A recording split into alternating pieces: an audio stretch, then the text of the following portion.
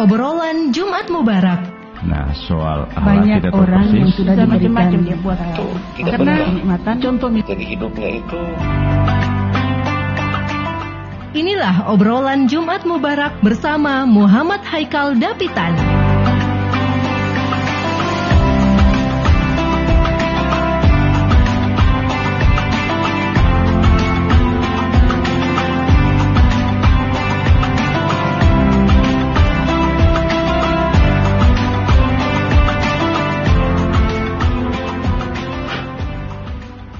Bismillahirrahmanirrahim. Assalamualaikum warahmatullahi ta'ala wabarakatuh. Hamdan wa syukran lillah, wassalatu wassalamu ala rasulillah. Rabbi israh li sadri wa yassir li amri wahlul uqdatam min lisani yafqahu qawli. Para pendengar dimanapun Anda berada, bertemu bersama kami kembali di ruang dengar Anda pada program acara Jumat Mubarak edisi 25 Muharram 1443 Hijriah, 3 September 2021 Miladiah. Program ini RRI Pro 1 Ternate bekerjasama dengan Perhimpunan Remaja Masjid Dewan Masjid Indonesia Provinsi Maluku Utara. Dan para pendengar yang ada di rumah, seperti biasanya saya Muhammad Haikal Dapitan akan menemani ruang dengar Anda selama 1 jam ke depan. Dan pada saat ini narasumber yang kami hadirkan ada Dr. Kiai Haji Jubair Situmorang. Beliau adalah akademisi Institut Agama Islam Negeri Ternate, Provinsi Maluku Utara, sekaligus sebagai pembina kami Perhimpunan Remaja Masjid Dewan Masjid Indonesia atau lebih disingkat dengan Prima DMI Maluku Utara. Dan nanti sebentar nanti mungkin ada narasumber yang akan menyusul kita, para pendengar yang ada di rumah di sini yang akan nanti kami hadirkan. Dan para pendengar, kami mengajak kepada Anda sekalian, baik itu Badan Tamir Masjid, Ketua BKM Masjid, kemudian remaja masjid, kaum muslimin wal muslimat, ibu-ibu majelis talim, untuk bisa ikut bergabung bersama kami di 0921 31255521 atau di 0821 144 64708. Atas atensinya kami mengucapkan banyak terima kasih. Dan tema yang kita sampaikan pada edisi pagi menjelang siang hari ini yaitu tantangan keimanan umat Islam pada era modern. Ya, kalau kita tahu bahwa sekarang ini pasti dengan berkembangnya zaman ke zaman, kemudian waktu ke waktu, saya di tahun 90-an lebih lahir dengan keadaan yang berbeda dengan sekarang ini yang memang sangat canggih teknologi dan lain sebagainya. Oleh karena itu nanti kita dengarkan sebentar semua pengantar ataupun diskusi yang akan kita bahas bersama dengan Bapak Dr. Kiai Haji Jubair Situmorang. Mudah-mudahan obrolan yang akan kita sampaikan selama 1 jam ke depan ini bermanfaat para pendengar. Dan jangan rubah frekuensi Anda, tetap di 101,8 FM Pro 1 RRI Ternate. Mudah-mudahan sebentar akan ada banyak penanya yang ikut bergabung bersama kita di studio Pro 1 RRI Ternate. Langsung saja saya persilahkan kepada Bapak Kiai untuk bisa memberikan pengantar tentang tema kita pada pagi hari ini. Pak Kiai, sehat selalu? Alhamdulillah Pak Kiai, subhanallah. Terima kasih telah datang untuk bisa hadir di program acara tetapnya Prima DMI Maluku Utara. Mudah-mudahan bermanfaat ilmu yang nanti disampaikan oleh Pak Kiai. Dan kami sangat merindukan ilmu-ilmu atau pencerahan dari Pak Kiai. Dan tentunya pasti para pendengar di rumah juga sudah tidak sabar menunggu nanti apa yang nanti disampaikan oleh Pak Kiai. Langsung saja Pak Kiai, tantangan keimanan umat Islam pada era modern pada saat ini menurut pandangan Pak Kiai itu seperti apa? Silakan. Ya, baik, terima kasih. Assalamualaikum warahmatullahi wabarakatuh. Waalaikumsalam warahmatullahi wabarakatuh. Alhamdulillah, wassalatu wassalamu ala rasulillah wa ala alihi wa sahbihi wa wala, amma ba'd. Alhamdulillah, kita bersyukur kepada Allah Subhanahu wa ta'ala karena kita masih diberikan kesehatan, kesempatan sehingga kita dapat melaksanakan aktivitas kita secara pribadi dan juga tugas-tugas keumatan yang menjadi tanggung jawab kita sebagai umat Islam, sekaligus juga tugas kita sebagai warga negara Indonesia. Selawat dan taslim sama-sama kita aturkan kepada junjungan kita Nabi Muhammad Rasulullah sallallahu alaihi wasallam. Mudah-mudahan apapun yang kita lakukan dalam kehidupan kita ini senantiasa sandarkan kepada nilai-nilai kenabian yang dibawa oleh baginda Rasulullah sallallahu alaihi wasallam. Pemirsa, pendengar RRI dimanapun berada, pertama-tama tentunya saya menyapa dulu adik saya yang paling ganteng ini, Ketua Umum Prima DMI Provinsi Maluku Utara, Dinda Haikal Davitan, ya. Siap, betul. Yang tidak pernah mengenal lelah, selalu berdakwah di sela-sela tugas wajibnya sebagai juga pendidik. Itu saya pikir sebuah contoh yang harus menjadi inspirasi bagi anak-anak muda di negeri Maluku Kiraha yang kita cintai dan kita banggakan ini. Mudah-mudahan nanti beberapa saat ke depan kita bisa juga bertemu, mungkin bergabung dengan orang-orang hebat yang lain. Dari sini saya lihat Muhammad Isra Wahyudi, ada Abdul Muwafiq,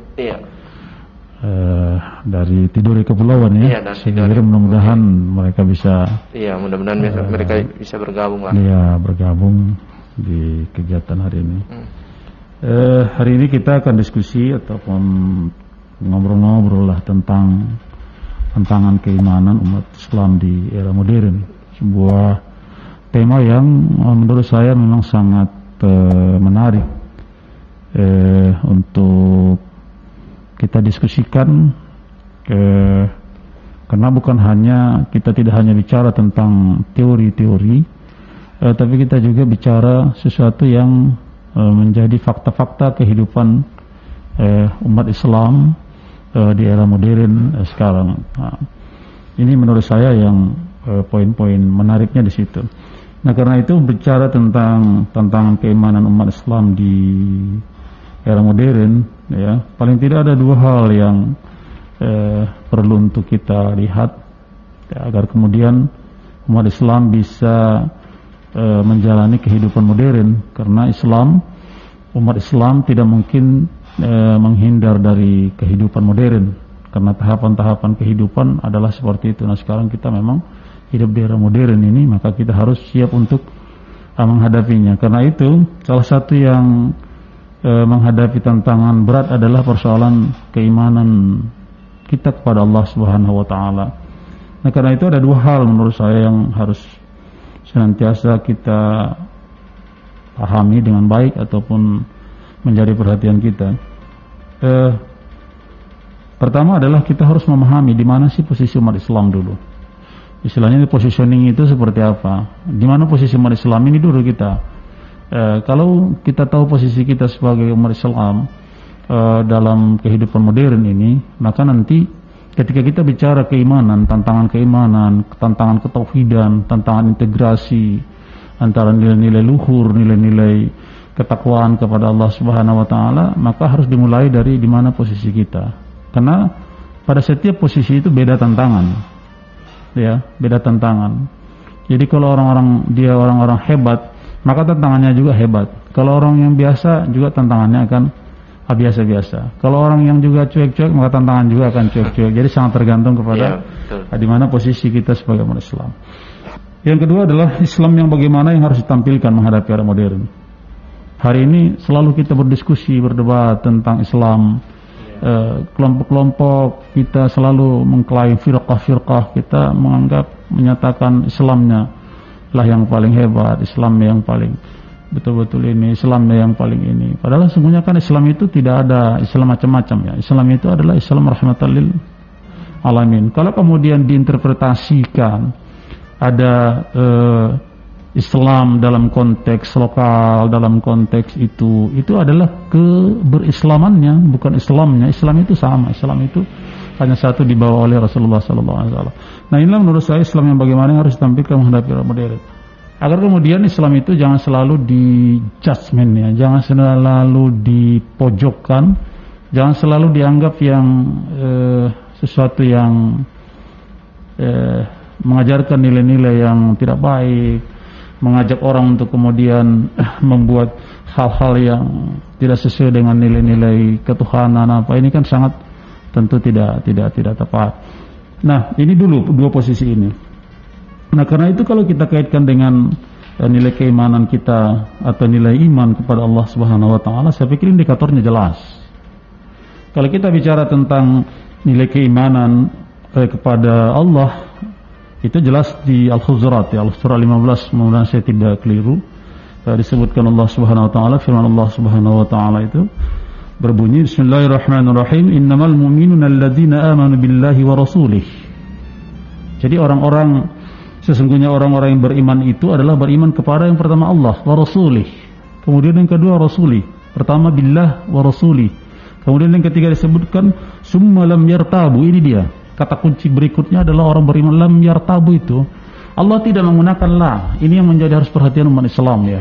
Kalau kita mengkaji penafsiran Al-Quran dari segi maknawi, lugawi, kebahasaan, Allah menggunakan lam di situ, tidak la. Kenapa Allah tidak menggunakan la saja tapi menggunakan lam? Di sini adalah pengertian summa lam yartabu.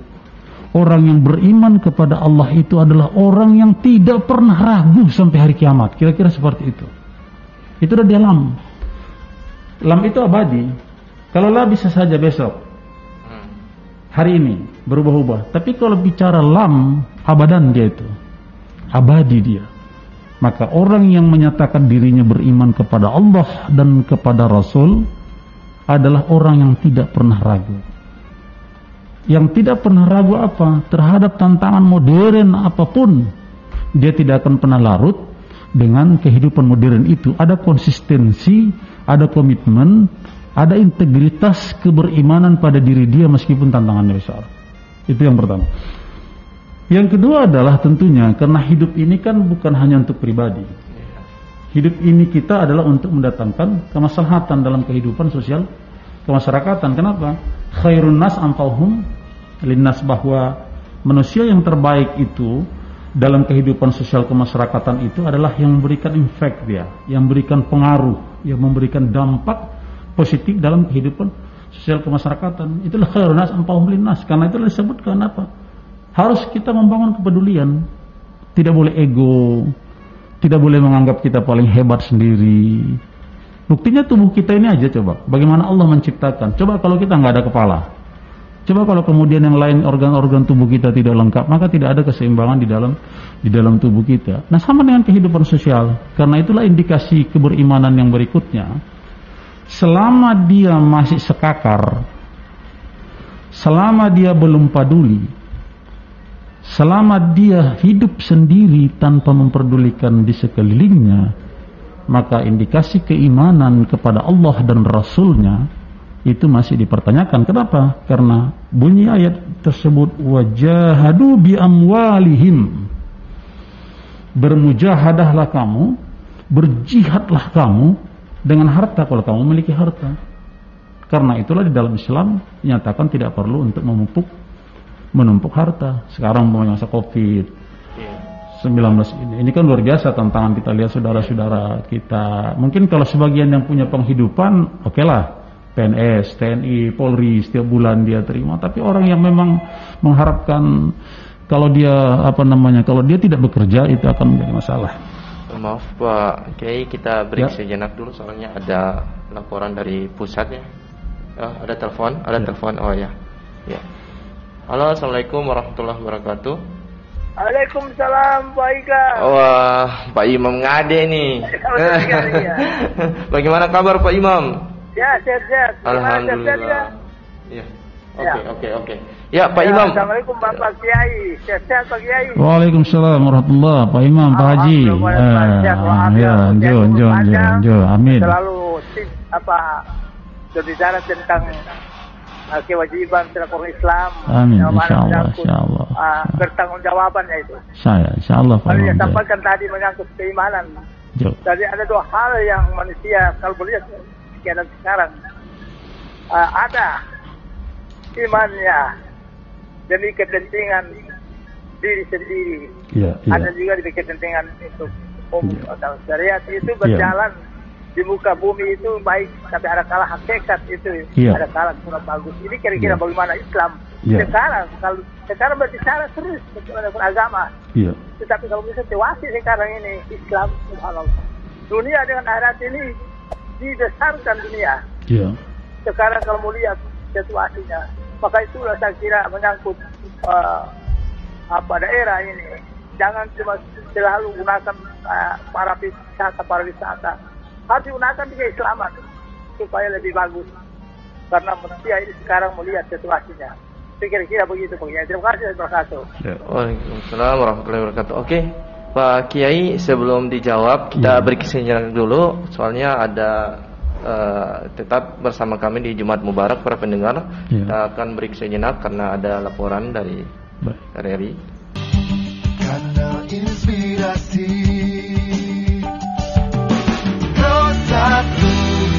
RRI. Baik para pendengar yang ada di rumah, terima kasih Anda masih stay bersama kami di program acara Jumat Mubarak. Dan tadi kita telah sama-sama mendengarkan Play Tri Prasetya, karena pada bulan ini insya Allah para pendengar di tanggal 11 September akan diselenggarakannya ulang tahun RRI yang ke-76. Yang ke-76, bayangkan RRI, ulang tahun RRI sama dengan ulang tahun Republik Indonesia. Luar biasa sangat lamanya RRI berkiprah di udara. Sekali di udara, maka tetap di udara. Luar biasa. Oke Pak Kiai, tadi mungkin ada penanya dari Pak Kiai Ngade ya, Pak Imam Ngade ini harus dijawab karena beliau nih memang antusiasnya di program Jumat Mubarak ini sangat luar biasa. Penelpon pertama terus mungkin Pak Kiai. Mungkin langsung dijawab. Silakan. Baik, terima kasih. Sebelum saya menjawab apa yang disampaikan oleh Pak Haji, saya juga ingin mengucapkan selamat ulang tahun pada RRI di yang ke-76. Mudah-mudahan sesuai dengan motonya, sekali di udara tetap mengudara. Ini konsistensi dari RRI kita sampai hari ini yang kita cintai dan kita banggakan. Baik Pak Haji di Ngade, ya memang kalau ngobrol dengan Pak Haji ini sangat asik ya. Beberapa kali ngobrol dengan beliau ini orangnya sangat aktif ya. Jadi saya ingin melanjutkan yang saya sampaikan tadi Pak Haji kaitan dengan apa yang Pak Haji gelisahkan tentunya. Nah karena itulah tadi saya mengatakan kata kuncinya adalah kalau kita mengatakan kita beriman kepada Allah dan kepada Rasul, maka dikunci dengan satu sikap. Itu dulu sikap yang tidak boleh ragu-ragu, lam yartabu. Kenapa ini? Karena begitu kita sudah kunci keberimanan kita kepada Allah dan Rasul dalam satu komitmen yang tidak perlu ragu-ragu, maka apapun tugas dan tanggung jawab kita di masyarakat, seperti tadi mungkin yang disampaikan oleh Pak Haji, bahwa pembangunan fisik, pembangunan non fisik, pembangunan sarana dan prasarana, kalau itu dilakukan oleh orang-orang yang beriman dan bertakwa kepada Allah dan Rasul, dan dia mengunci dirinya dengan sebuah komitmen yang tidak pernah ragu tentang keimanan itu, maka apapun yang dia lakukan, jihad yang dia lakukan kalau dia pribadi dengan hartanya, jihad yang dia lakukan kalau dia sebagai katakanlah birokrat, ya kan itu berjihad juga itu. berjihad dia, tapi jihadnya apa? Orang-orang yang mengunci dirinya dengan keimanan dan ketakwaan kepada Allah, itu kuncinya.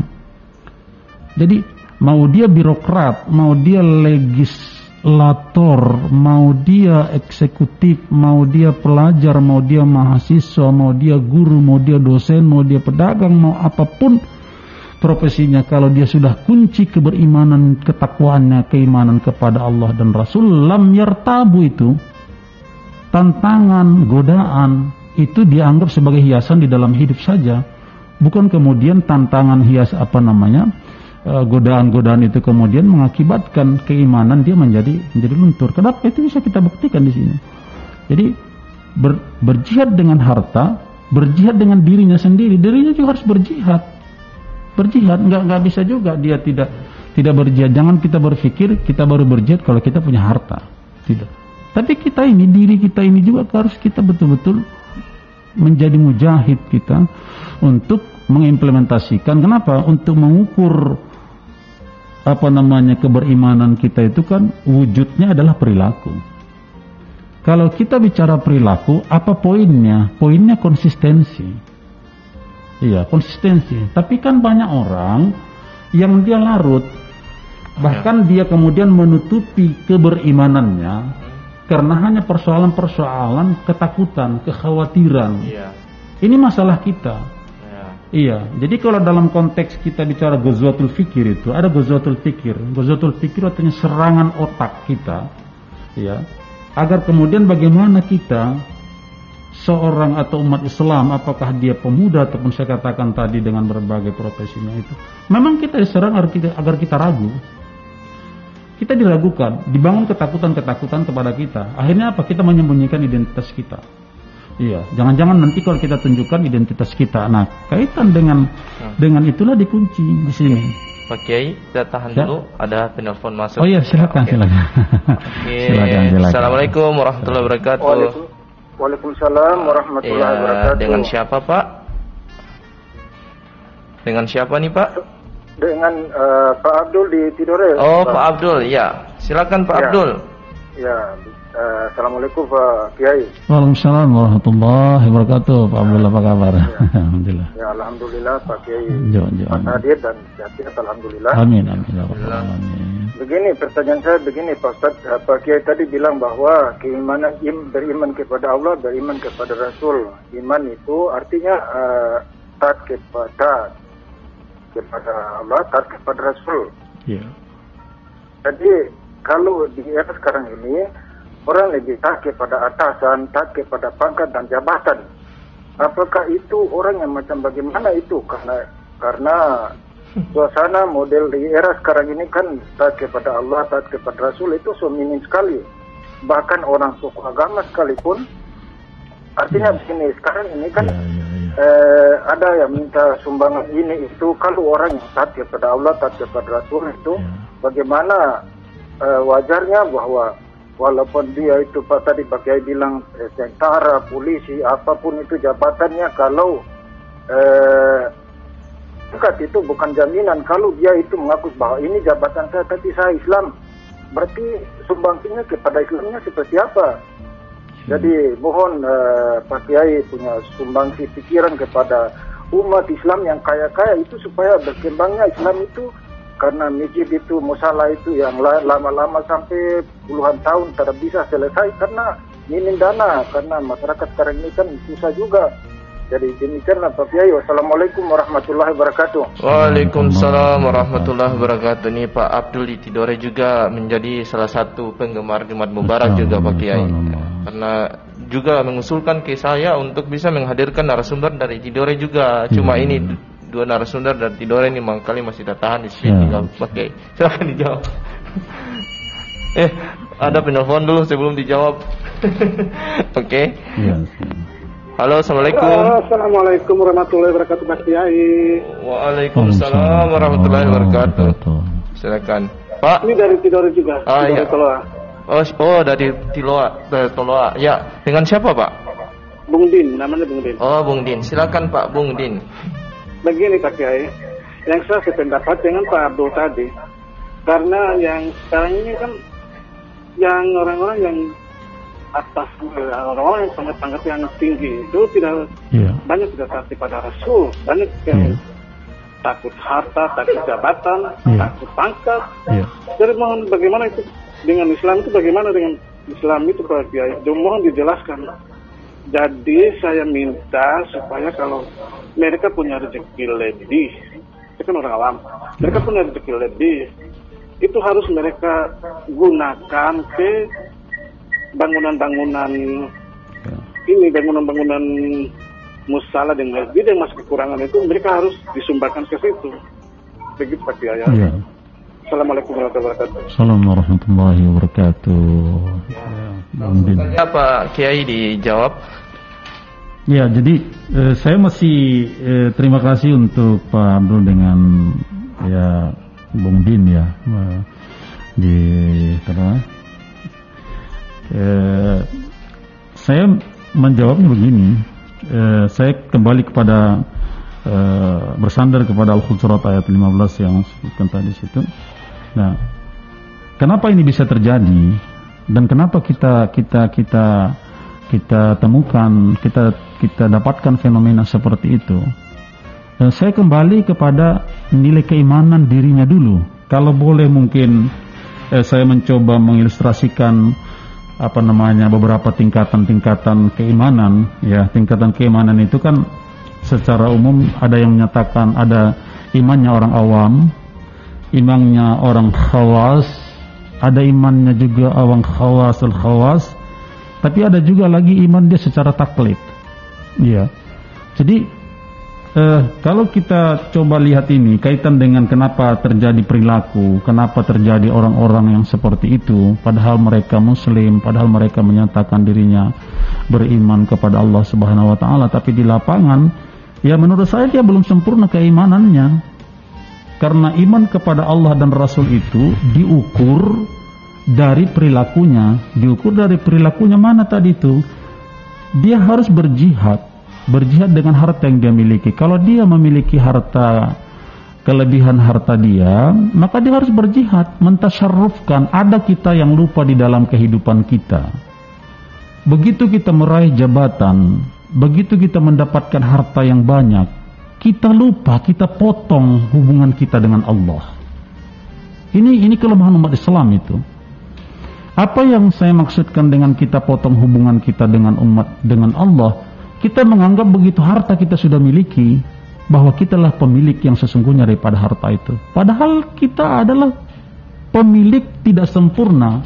Dalam konteks agama disebut milkun naqis itu.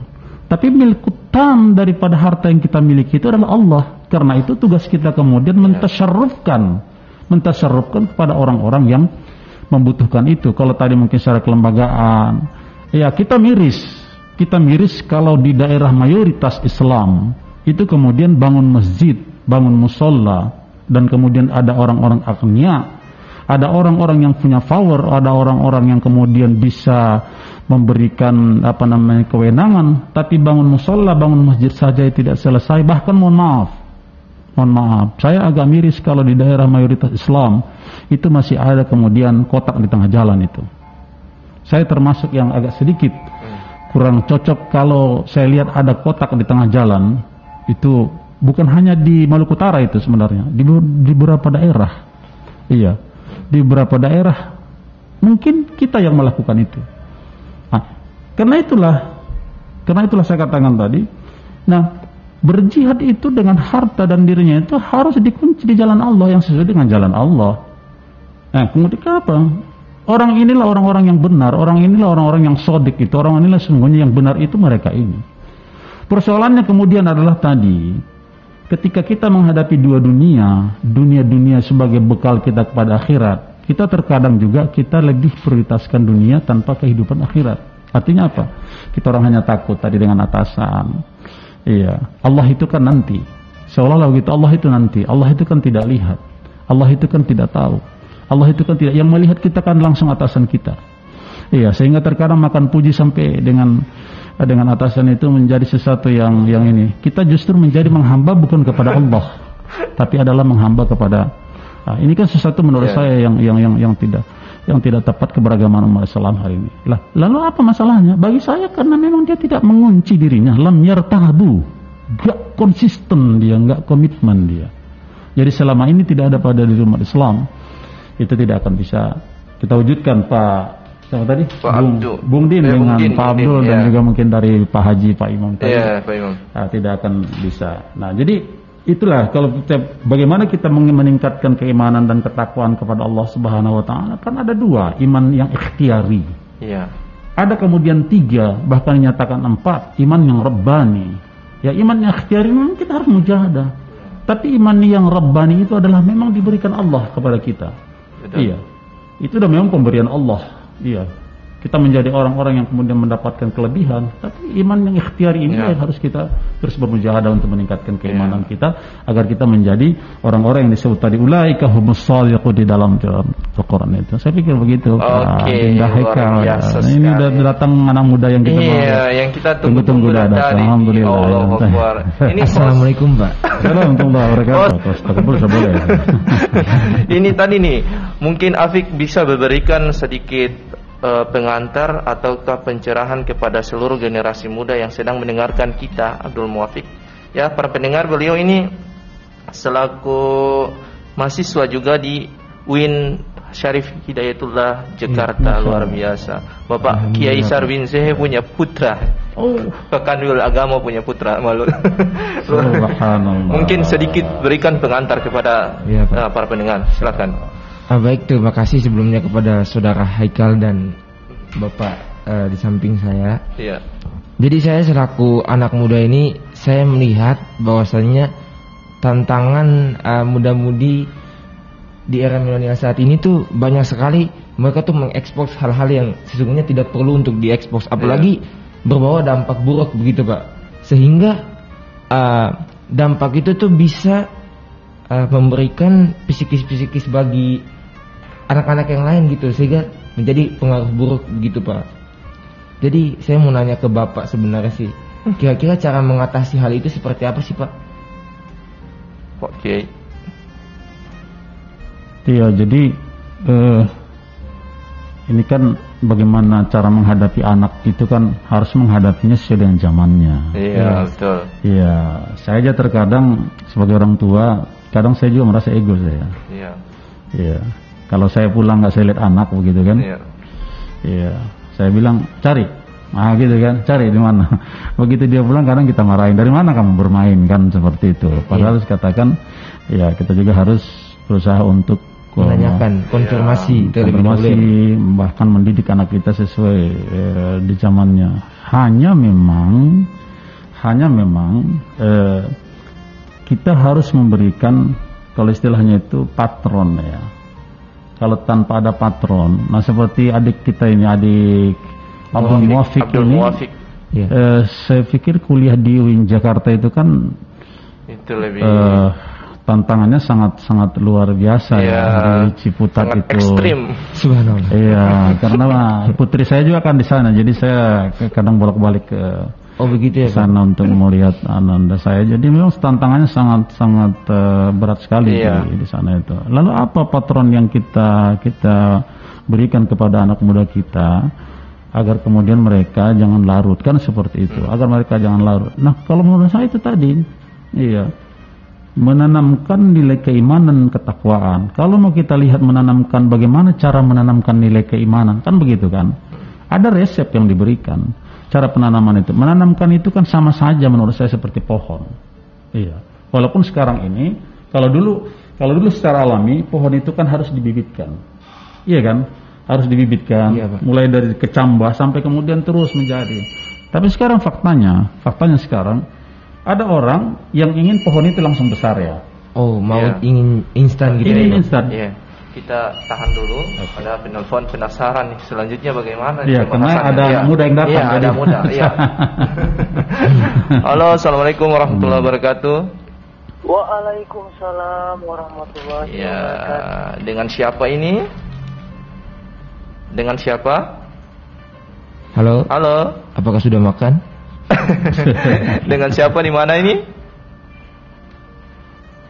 Oke, mungkin gangguan ya, sebetulnya terputus jaringannya ya, mungkin terputus jaringannya ya. Nanti bisa bergabung lagi ya di 092131255521 ya, jangan lupa. Atau di 082114464708. Mungkin Anda ingin bergabung bertanya-tanya sama Pak Kiai atau Pak kepada Abdul Muwafiq, ini seorang milenial yang sangat pemuda yang sangat gaul banget ya, kalau bisa dikatakan seperti itu.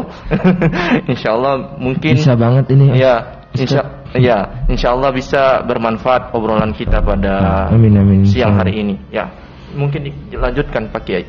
Ya, kalau saya sederhana ya, walaupun ini berat ya. Saya kembali umpamanya contoh kita di Kota Ternate, Maluku Utara ya. Kenapa orang-orang Maluku Utara, ya kalau kita mau buat semacam perbandingan, iya, aslinya orang-orang tua kita lihat kan sangat berkarakter ya, iya, sangat berkarakter. Saya tinggal kemudian di daerah utara ya, daerah utara itu, iya, daerah utara. Selagi kita mungkin berpapasan dengan orang tua, kita kalimat singkat saja kita ucapkan, tapi responnya luar biasa, iya, luar biasa. Tidak perlu tidak bilang say hello, tidak. Setahu saya kalau kita berpapasan dan itu kan adab kan, adab yang diajarkan secara turun temurun itu. Betul. Nah di daerah di utara secara umum ya, saya kebetulan tinggal di kelurahan Dupa-Dupa. Saya ingat kalau usia saya 53. Iya. Tapi selalu saya lihat orang, biarpun sebaya dengan saya, itu selalu saya anggap orang yang paling tua dari saya yang harus saya hormati. Kata sederhana kita ucapkan mereka kalau berpapasan kan enjo saja, enjo. Itu responnya hangat, seolah-olah saya hari itu menjadi orang yang paling sehat gitu. Ini kan karakter yang ditanamkan dari dulu seperti itu kan, di masyarakat kita. Dengan nilai-nilai kearifan itu, nilai kearifan mana? Nilai kearifan yang tidak bertentangan dengan nilai ajaran Allah itu. Kan tidak bertentangan itu, menghargai, menghormati, memperlakukan orang lain, kan begitu kan. Kalau kamu ingin dihargai, maka hargai orang lain sebagaimana kamu juga menghargai dirimu. Iya kan? Iya, betul banget. Ya. Nah, ini adik Muwafiq ini karena udah di Jakarta, jadi tahu betul dia bagaimana. Sudah hatam dia. Ya, hatam itu. Ya. Nah, karena itu menurut saya penanaman nilai-nilai untuk kemudian kita ada patronnya itu. Pertama, dari awal itu kalau saya sederhana saja. Makanya saya senang kalau ada orang yang suka membaca Al-Quran. Alhamdulillah. Ya, saya senang itu rutin membaca Al-Quran. Mungkin Afik, semoga saya insyaallah istiqomah ya Ustaz. Ya, saya pikir insyaallah itu akan ya, karena papanya beliau ini kan siapa yang tidak kenal dengan Kiai Haji Sarwiseh ini kan. Iya, tidak ada waktu kita lihat bagi dia kecuali di masyarakat kan. Tidak ada waktu. Iya, saya juga heran melihat kesehatannya itu yang sangat luar biasa. Jadi saya yakin sudah ditularkan kepada anaknya insyaallah. Dan kemudian yang kedua adalah menjauhi maksiat ya. Ini kan penanaman nilai-nilai moral itu harus seperti itu. Kenapa? Iya. Dia katakan dalam idza fa'alu fahishatan aw zalamu anfusahum. Anak-anak milenial ini kan terkadang lupa ya. Contoh nih di Ternate ini sekarang lagi tren kan kafe ya. Iya. Sampai di huk sana ada kafe semua. Sampai dibilang di dapur nih sekarang ada kafe. Iya. Nah, ini tentunya kan bisa positif bisa negatif.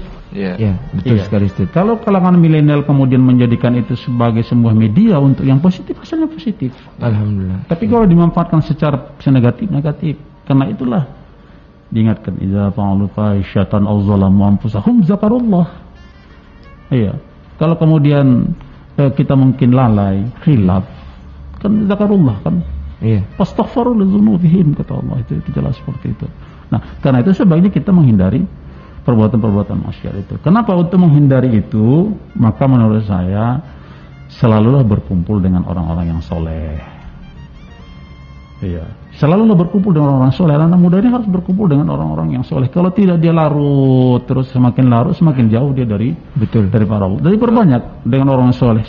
Kalau saya memahami bergaul dengan orang-orang yang soleh bukan berarti kita tidak bisa hidup di era milenial. Iya. Ada orang mengatakan kan ini dua dunia yang berbeda begitu kan. Nah, bagaimana kemudian kita melakukan kalaupun dianggap dua dunia yang berbeda? Mari kita lakukan Islamisasi milenial kan seperti itu kan. Itu menurut saya. Nah, kemudian yang berikutnya itu adalah ya saya nggak tahu ya. Kalau kita bicara Maluku Utara, ini kan bicara mayoritas. Iya, mayoritas.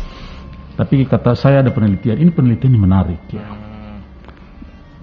Adik-adik boleh bayangkan penelitian itu dilakukan oleh orang Amerika. Dia bilang begini, kekuatan umat Islam di Indonesia hanya 2. Ya, ini mungkin menjadi informasi sekalian ya bagi pendengar yang lain juga. Iya. Kekuatan umat Islam di Indonesia hanya 2. Apa itu? Pertama mempertahankan pendidikan ala pesantren. Persoalan apakah pesantrennya dikonstruksi? Contoh sekarang kan Sanawiyah ada bikin gedung asrama kan? Iya, itu kan ala pesantrennya kena tuh. Iya. Iya, dikonstruksi atau memang yang langsung seperti di Kalumpang atau di Ome umpamanya kan dan sebagainya. Itu dia bilang, selagi itu masih dipertahankan, maka dia bilang umat Islam Indonesia akan kuat. Yang kedua dia bilang, selagi umat Islam masih sholat subuh. Sholat subuh maksudnya berjamaah. Iya, sudah sangat. Saya mau kaitkan dengan yang tadi. Sulitnya membangun masjid, begitu banyaknya orang Islam, tapi juga ada di beberapa daerah dibangun masjid. Waktu membangunnya itu luar biasa. Iya, kita terkadang babari waktu kita kesempat. Tapi pada saat hayya 'alas shalah itu sudah persoalan lain kan. Subuh. Yeah. Saya tidak menyatakan setiap subuh saya ke masjid. Coba Adinda Haikal, kita keliling subuh di masjid. Cobalah keliling kita. Ya, masjid-masjid yang megah itu nggak ada orang itu. Jadi kalau ini betul penelitian ini orang Amerika meneliti dengan indikator-indikator penelitian. Dia bilang berarti kita sudah mau sampai kepada kehancuran. Kalau ini kita terima sebagai sebuah hasil penelitian ilmiah. Jadi dia bilang tapi kalau mau tetap kuat, pesantren jangan pernah dibubarkan. Yang kedua, umat Islam jangan pernah tidak sholat subuh berjamaah. Dia bilang kekuatan umat Islam itu adalah kekuatan sholat subuh. Karena itulah kan orang habis subuh kan dilarang tidur itu. Dinyatakan kan tidak boleh tidur. Kenapa? Karena disitulah ternyata gerak pertama sekali kehidupan itu dilakukan oleh umat Islam. Iya. Kenapa? Karena umat Islam sholat di situ. Dia sudah bergerak yang diawali dengan penyerahan diri kepada Allah Subhanahu Wa Taala. Baru kemudian dia mencari nafkah dalam kehidupan sosialnya. Keberkahan hari itu akan dia dapatkan. Tapi kalau kemudian jam 4 jam 3 pergi di pasar, betul tuh? Kalau jam 3 pergi di pasar. Nah, bersih mau tidur, mau di mana di. Iya. Dan akhirnya ada penanya yang masuk. Halo, assalamualaikum warahmatullahi wabarakatuh. Waalaikumsalam warahmatullahi wabarakatuh. Oh, yang tadi sempat terputus ya? Iya. Iya, dengan siapa ini? Dengan Iswandi di Gambesi. Oh, Iswandi di Gambesi. Bagaimana kabar Iswandi? Alhamdulillah. Semoga sehat selalu ya. Sehat selalu ya. Alhamdulillah. Tetap jaga kesehatan ya Kak. Iya, siap. Mantap. Kak Iswandi mau tanya apa nih pada Pak Kiai nih? Masya Allah, ini luar biasa. Ya, siap. Iya.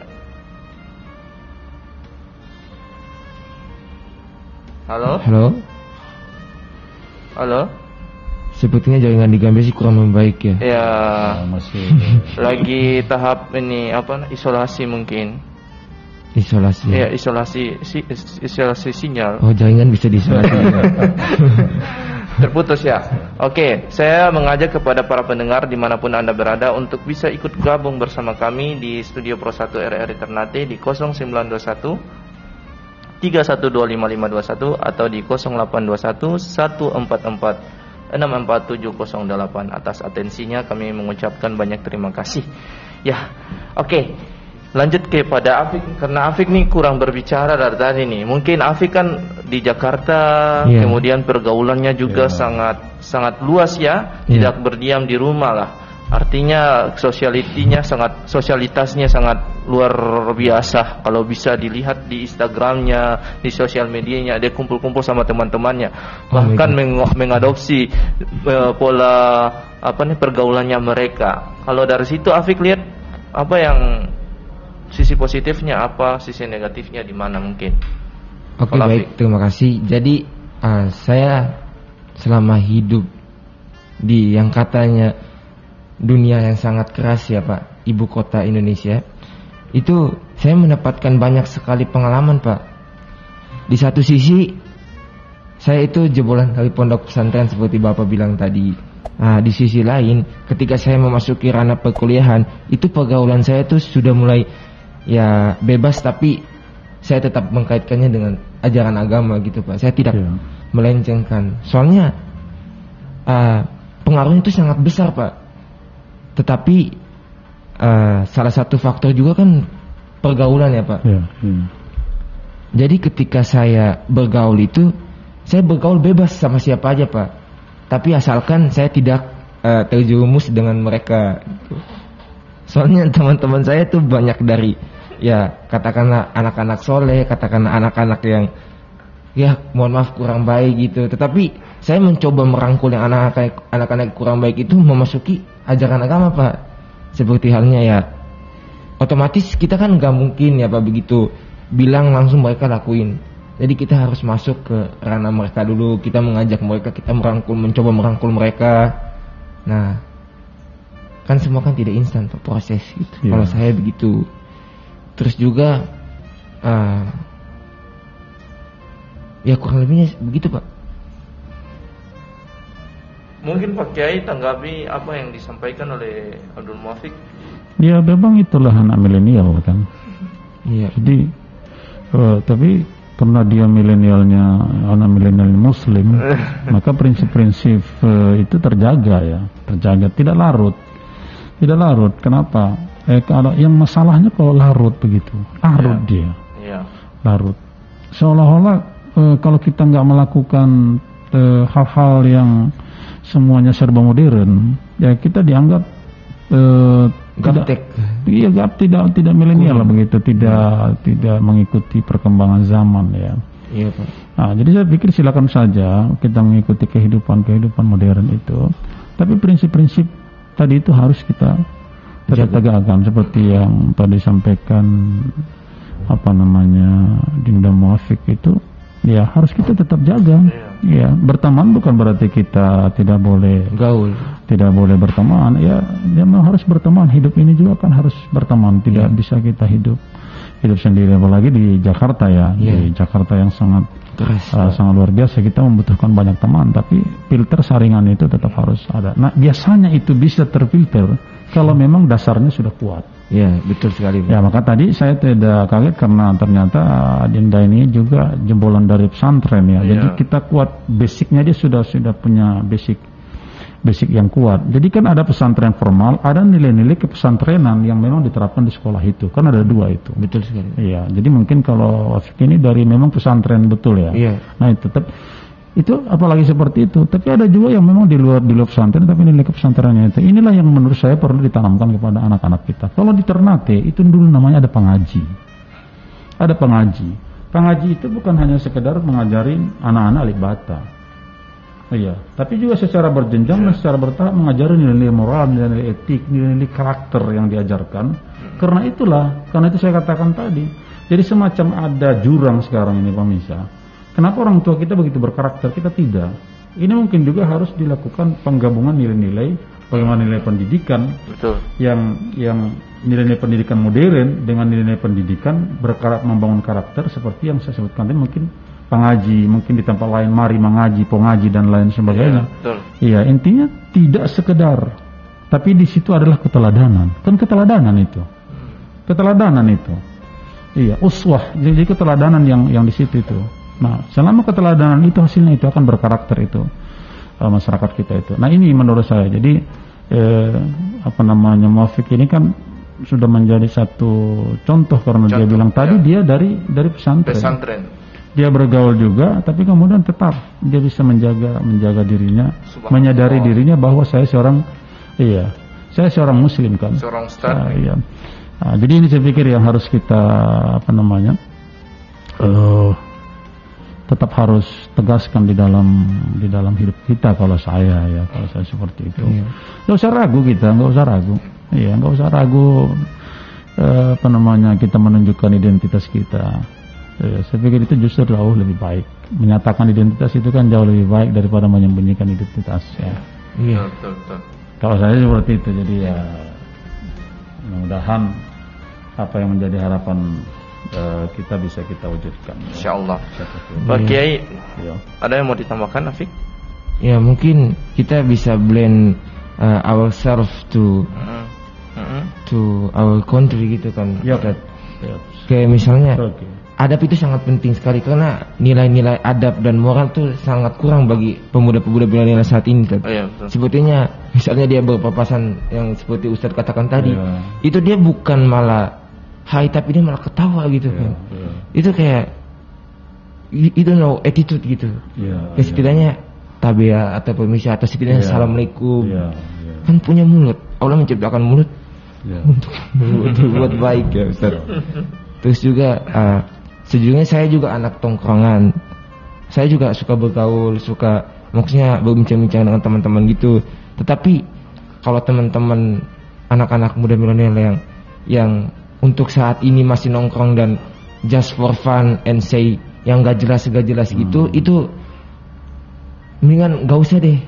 Tapi cobalah hidupi tongkronganmu, kehidupanmu dengan dengan mengisi, memikirkan bangsa ini gimana ke depannya gitu. Iya kan? Iya betul. Itu kan lebih baik. Betul. Gitu setidaknya. Iya. Oke, sekian. Iya, tak terasa Pak Kiai, waktu sudah 1 jam berlalu. Ya, mungkin ada closing statement dari Pak Kiai. Afik nih, jadi narasumber sudah tabu balik sekarang nih Afik. Kalau di flyer kan Afik jadi host. Nah sekarang karena keadaannya seperti ini, jadi Afik terbalik sekarang jadi narasumber juga. Mungkin closing statement dari kedua narasumber. Pertama Pak Kiai dulu. Ya. Ya baik ya, terima kasih. Saya pikir di kesempatan yang sangat berharga ini, karena kita tadi dari awal juga bicara tentang persoalan keimanan, ya saya mengajak kita semua, terutama diri saya tentunya, agar betul-betul untuk meneguhkan nilai-nilai keimanan kita, bukan hanya keimanan yang dalam konteks pernyataan kita, tapi juga sikap dan perilaku kita. Nah, tentunya ini juga harus saling mendorong. Kita harus saling mendorong antara satu dengan yang lain. Nah, begitu di tataran implementasi terkadang kita kan ada khilaf, lupa, lalai. Maka disinilah kita membutuhkan orang lain untuk saling mengingatkan. Jadi implementasi nilai keimanan itu akan bisa kemudian menghadapi tantangan modern kalau kita bersama-sama dan saling mengingatkan antara satu dengan yang lain. Selama tidak, maka nilai keimanan itu hanya di tataran lisan tapi bukan pada tataran aplikasi. Saya pikir itu yang paling terpenting. Terima kasih. Mohon maaf apabila ada closing statement yang sangat indah dari Ustadz ya. Kalau saya simpel aja, blend yourself between religion and sociality, teman-teman gitu. Tetap jaga kesehatan, jaga mata, jaga hati, jaga lisan, jaga attitude. Karena apa bedanya kita sama setan kan kalau kita gak punya adab. Ya begitu kurang lebihnya. Wassalamualaikum warahmatullahi wabarakatuh. Waalaikumsalam warahmatullahi wabarakatuh. Oke para pendengar dimanapun Anda berada, tak terasa sudah 1 jam kami membersamai Anda pada program obrolan Jumat Mubarak edisi 25 Muharram 1443 Hijriah, 3 September 2021 Miladia. Saya Muhammad Haikal Dapitan, mohon pamit dari ruang dengar Anda. Terima kasih Pak Kiai Dr.